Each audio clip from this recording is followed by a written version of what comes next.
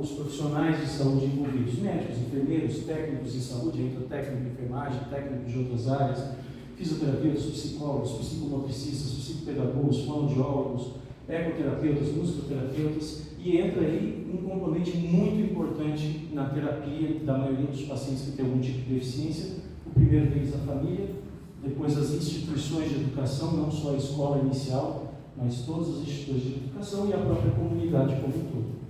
E depois eu vou explicar ainda um pouquinho sobre cada um. E aqui que eu explico um pouquinho, né, que são as dificuldades em cada etapa dessas, né? A primeira dificuldade é a identificação dos casos suspeitos, né? Para você identificar o que é um caso suspeito, você precisa conhecer, você precisa ter educação, você precisa ter conhecimento sobre o que se passa. E quem que precisa ter conhecimento? Em geral, todo mundo. Então, quem vai identificar esses casos, normalmente é a família, mas famílias que não têm acesso à informação, que não têm acesso à educação, não identificam, não conseguem levar para que seja feito um diagnóstico e um acompanhamento, e muitas vezes conduzem de maneira errada e, algumas vezes, de maneira até muito errada, podendo levar a problemas jurídicos ou crimes ou atrocidades que a gente acaba vendo, muitas vezes por desconhecimento, desinformação, envolve a questão de ética, outras coisas pessoais, mas essa é uma das questões que acaba levando também. Profissionais de educação, que hoje também não têm capacitação para identificar esses sinais, esses sintomas, isso falando já das crianças, né? E os profissionais de saúde, que também a gente tem ainda bastante dificuldade em profissionais de saúde treinados e capacitados para todas as áreas de deficiências possíveis. Acesso de qualidade aos serviços de saúde, né? E isso eu coloco qualidade porque muitos serviços e profissionais de saúde, apesar de estarem habilitados, não têm qualificação real para poder estar tratando e conduzindo. E eles estão disponíveis e prontos para fazer essa condução de diagnóstico inicial. Profissionais de saúde qualificados e atentos a buscar sinais e sintomas. Eu posso dizer, o meu filho passou por pelo menos uns 6 pediatras e mais outros 4 neuropediatras sem diagnóstico, só lá no quinto que ele conseguiu chegar no diagnóstico. Então, ter a formação não significa que você tenha a capacidade ou a instrução ou conhecimento necessário para fazer, né? E ambientes de saúde adequados e adaptados às necessidades de pessoas com algum tipo de deficiência. Isso não só para chegar ao diagnóstico ou para atender essas pessoas no profissional qualificado, mas de uma maneira geral. Uma pessoa hoje com sensibilidade auditiva, sensibilidade tátil, sensibilidade à luz exacerbada, por exemplo, autista, ele não consegue ser atendido no pronto-socorro. Não existe humanização em pronto atendimento comum, atendimento paciente autista, e nem no pronto atendimento privado, em nenhum lugar que eu já vi. Não existe um ambiente silencioso, com meia luz, pessoas capacitadas para saber como tocar, como chegar, como se aproximar, como interagir. Normalmente eles são contidos e feitos à força em todos os serviços de saúde que vocês forem, até os de pediatria. Então não existe. Disponibilidade de medicamentos, próteses necessários para o tratamento, tanto na rede pública quanto na rede privada. Na rede pública a gente tem uma escassez maior, sim, porque tem os medicamentos que são aprovados pelo SUS e outros você tem que entrar com uma série de justificativas e laudos médicos e tudo mais, que possa ter um custeio que normalmente não é fácil de conseguir.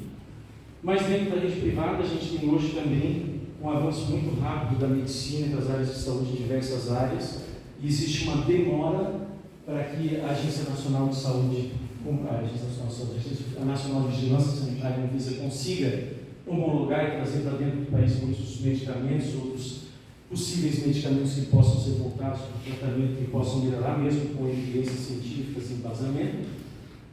Temos o problema das coberturas dos planos de saúde, que ainda que tenha sido aprovada agora a questão dos tratamentos off-label, lá, com a OMS, digamos assim, né, ou se não tinha cobertura prévia, a gente sabe que esses tratamentos eles não entram como tratamentos previamente aprovados pelo plano, eles vão passar por auditoria e provavelmente pela necessidade de judicialização para que você consiga acesso a esses tratamentos. Meu filho tem um plano de saúde e ele faz o tratamento todo via liminar judicial. Então, Não é ter plano de saúde que vai garantir que o tratamento vai acontecer. E a disponibilidade no mercado. Para quem tem déficit de atenção, as anfetaminas estão em falta nas farmácias do mercado inteiro, por falta de substância para a produção. Elas hoje estão sendo usadas como motivos estéticos, como motivos festivos, festas e tudo mais, reis, por aí vai, e elas estão em bastante escassez. Então, muitas vezes você tem o diagnóstico, você tem a disponibilidade de tudo que você precisa, mas tem a receita, mas não tem o medicamento disponível na farmácia, ele é aprovado pela Anvisa e tudo mais. Profissionais de saúde com capacitação adequada disponível para atuar nas terapias de habilitação, reabilitação e adaptação. E aí, falando não da parte médica, falando dos terapeutas, é uma escassez muito grande, a formação ela é demorada, a formação ela é cara, e hoje o que acontece é que a maioria dos serviços tem profissionais que não têm essa formação de maneira correta e que não têm capacidade adequada para atuar. Então, você, além disso, ainda tem que correr diversas clínicas e locais para você poder ter as terapias adequadas. Isso falando de todas, não só do autismo, em geral. Os familiares, ter conhecimento sobre as deficiências que possuem na família e serem educados e treinados para lidar, atuar e conseguir otimizar as terapias e ganhos. Isso é fantástico, é essencial. A família tem uma parte fundamental no tratamento de qualquer pessoa com deficiência. Ela é um dos elos primordiais, um dos mais fortes e um dos mais efetivos.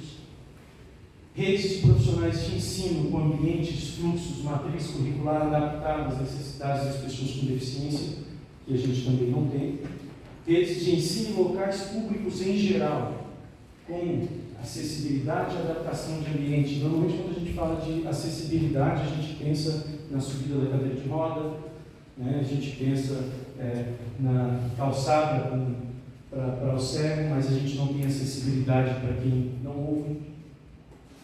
O surdo, por exemplo, como ele aciona a polícia, ou o mundo. Como ele chama pela polícia se ele tiver uma situação de risco? Como ele aciona o corpo de bombeiros se a casa dele estiver pegando fogo? Como ele pede por ajuda? Se é via ligação, ele é mudo. Ele é surdo.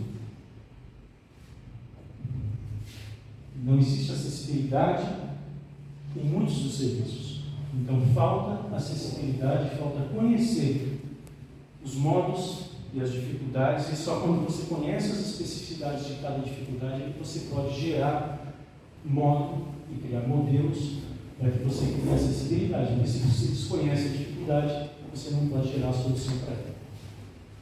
Disponibilidade de profissionais de educação com formação especial para atendimento dessas pessoas no ambiente escolar, tanto o professor, a diretora, o assistente de classe, o segundo professor, o assistente que vai vir para dar apoio para aquele que tem mais dificuldade, conforme a lei determina, que também não consegue, nem nas privadas, nem nas públicas, só via, normalmente, iniciativa judicial.